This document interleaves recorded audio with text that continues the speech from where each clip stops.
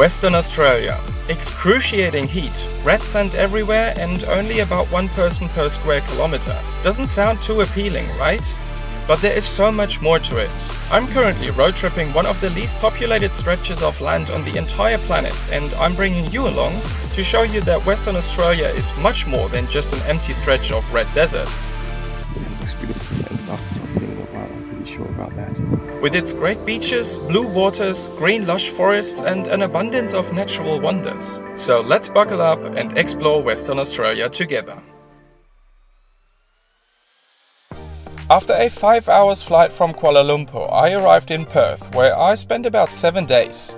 Perth is often regarded as the most isolated big city in the world, with about 2 million citizens in the metropolitan area, and the next big city being around 2,000 kilometers away in any direction.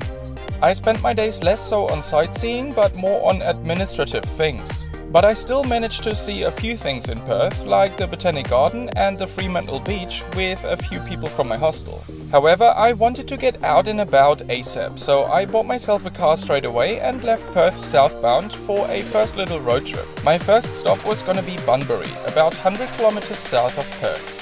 It is another day at the west coast of Australia, and I'm currently in Bunbury, which is a small town about 2 hours drive south from Perth. But there's something really special about Bunbury, and that is that apparently Bunbury has the largest collection of street art in all of Australia, and I think that's worth a look. Bunbury's street art scene started in 2013 when Bunbury local Andrew Fraser started the 360 movement after being inspired by large-scale murals when traveling overseas. Over the years, his art collective painted more and more walls in Bunbury CBD, and this street art is now one of the city's biggest attractions. That was nice. Yeah, there is so much street art that you can actually explore. I think I've only seen about 30% probably. And if you're not taking the map that they provide here on the internet, then you're up for a 5-hour stroll just to see all the street art that they have. Because it's not in very prominent spots. It is in the city center, but often it's like these little back alleys, and then you just have a look inside, and then you can see all the different various street art. It's so cool. Yeah, I like that.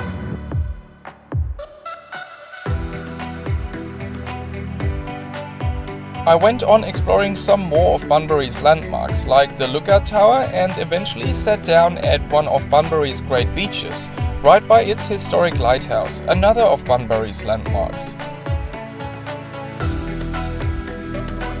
Before moving on south towards Busselton.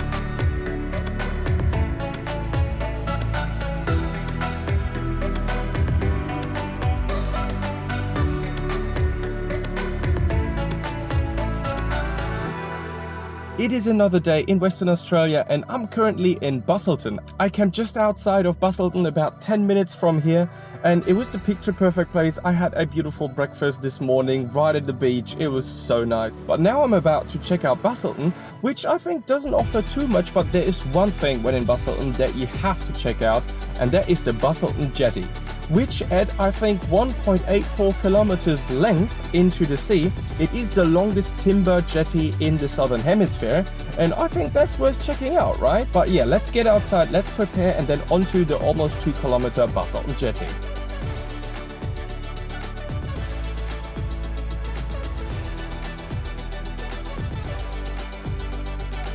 Really start to understand why they have this jetty built, because I've been walking for, I don't know, 15 minutes probably, and there is sandy parts down here where you can still see the ground. Like, it doesn't really get less shallow.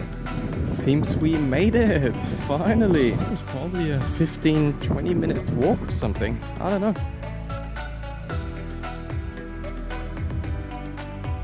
After hanging out on the Busselton Jetty for a while, I made my way further south to Margaret River, which is sometimes considered to be Western Australia's wine capital. However, on my way I passed by Canal Rocks. I guess the canal, hence why it's called Canal Rock. This granite stone formation is crossed by many canal-shaped patches of seawater, which give it its name and also a very distinct look.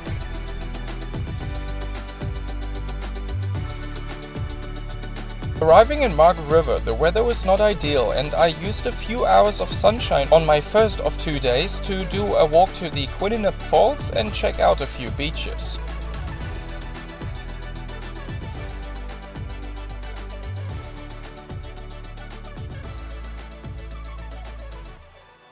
We're on for another adventurous day in Margaret River, and Margaret River actually offers so much. I mean, you can do like a bazillion wine tastings if you want to, but also you can visit various caves, and probably the most famous one is Lake Cave. There is one that is called Mammoth Cave, and then also there's one that is a bit more adventurous, and that is Giant's Cave, and this is where I've come to today. So I'm gonna do the self-guided tour in Giant's Cave. It's a bit of a crawling and like roping up and down whatever kind of obstacles and like rocks and stuff. So this is what I'm gonna do now. I'm gonna bring my camera, but I have no idea whether I'm actually gonna be able to film anything because there's no light in. The only light that you have really is whatever your head torch shines on. So got my helmet. That fits perfectly, and the cool thing is the tour is self-guided, so it means I go at my own pace. And the guy at the ticket counter, he said that there's only one group in, but if I'm just really slow and hang back a bit, then I have the cave all to myself, and then there will be no light from here on. So gotta put my head torch on, and then we're off.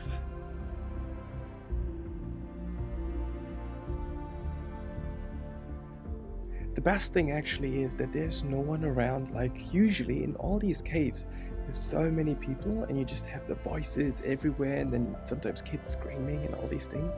But yeah, I've got it all to myself and it's already so silent. The only thing that you can really hear is just the drops dripping down onto the floor.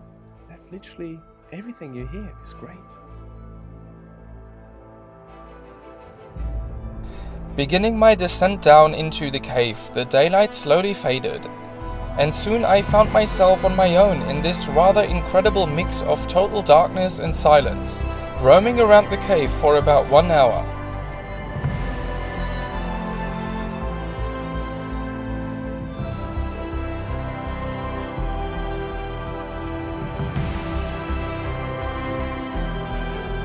Done the cave. That was pretty good. I mean, $19 for an hour's-ish, like you could stay there, done it forever if you wanted to. Yeah, $19 for that, that's really good.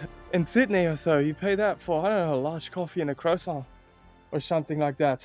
So, really good experience. If you're down here in Western Australia or in the Margaret River region, do the Giant's Cave. Probably the others are great too.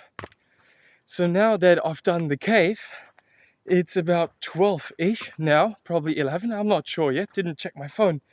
But now that I've done the cave, I'm going back to Margaret River because I'm supposed to do a wine tasting with 2 people from my campground. One of them being the girl who actually recommended this cave to me when I told her I was gonna do the Mammoth Cave.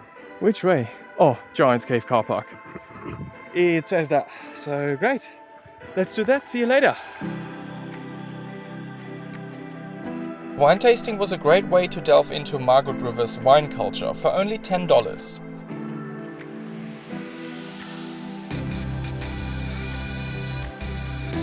A few hours later, I headed to my last stop in Margaret River, visiting the giant stingrays at Hamlin Bay.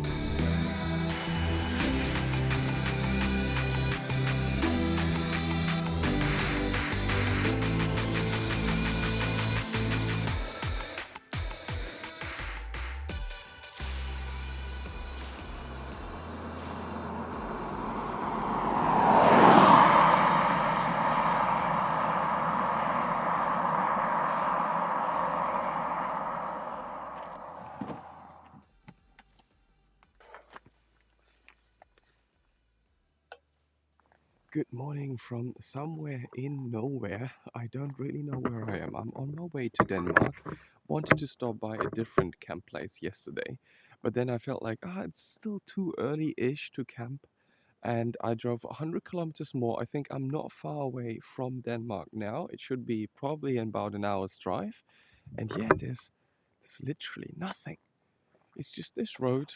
There was probably 3 cars passing. Other than that, there's nothing. It is quite cold, hence the jacket. And now I just need to dry out the tent a bit and then pack it up and then all the way to Denmark to experience all the various things that they have to do there. So this is why I have to wait for a bit now, but then we're good to go.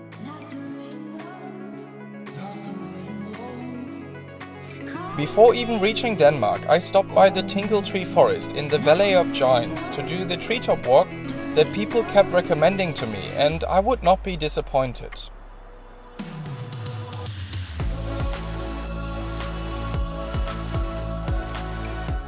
Special about this forest is that it actually dates back millions and millions and millions of years to a time where there was one supercontinent, Gondwana, and when Australia broke up from Gondwana and then actually at some point separated from Antarctica as well.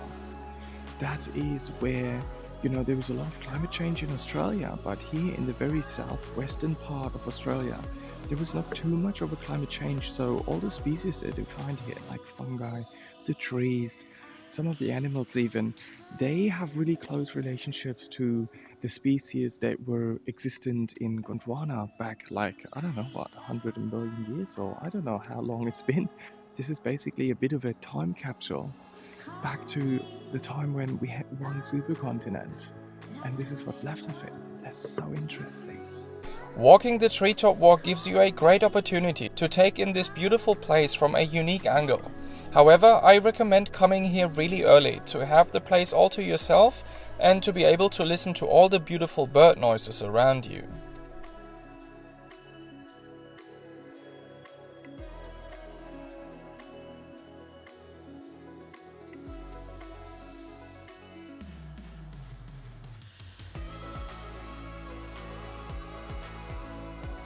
Finally reaching Denmark, I of course had to check out Denmark's biggest attractions, the Elephant Cove and Greens Pool.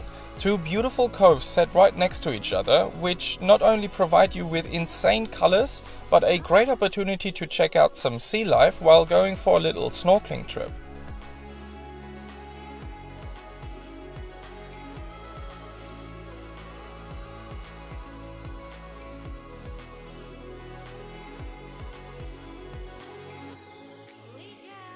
After a lunch break with rather beautiful views, it was time to head to my campground, taking in an equally beautiful sunset while doing the drive.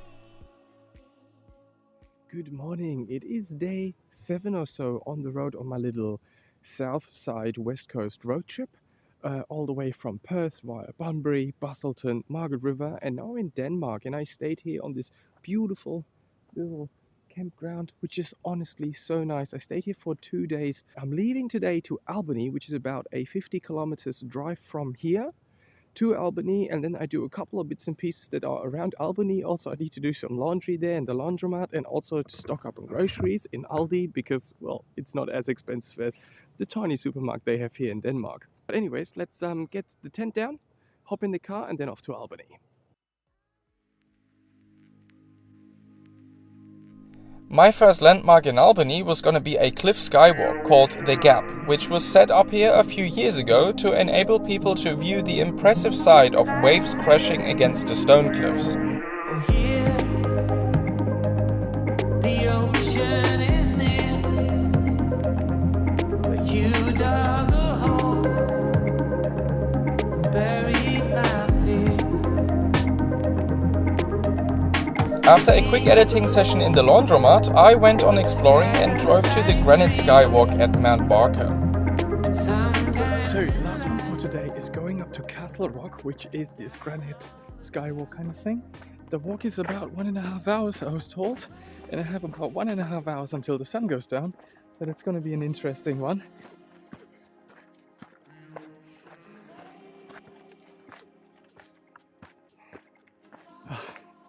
It's definitely been a while since I was last hiking, and I can feel it. I think this must be it.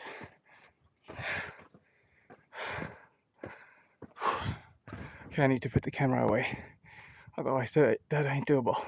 Jesus Christ, that is insane. Look at that. Wow.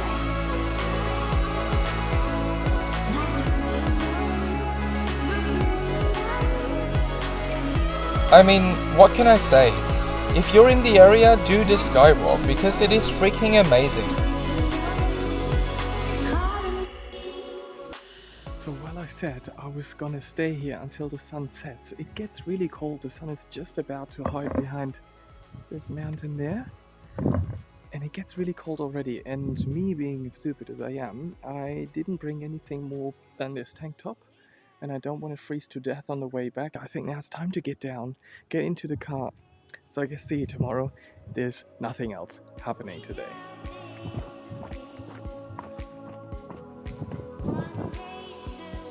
I was blessed with yet another insane sunset on my drive to Stirling Range National Park. So I'm doing a quick one. It is Bluff Knoll time.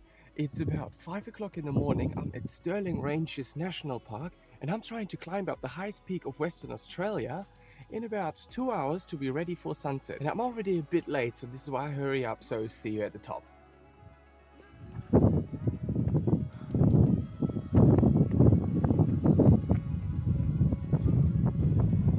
Jesus, we made it. Oh my gosh. This is so good.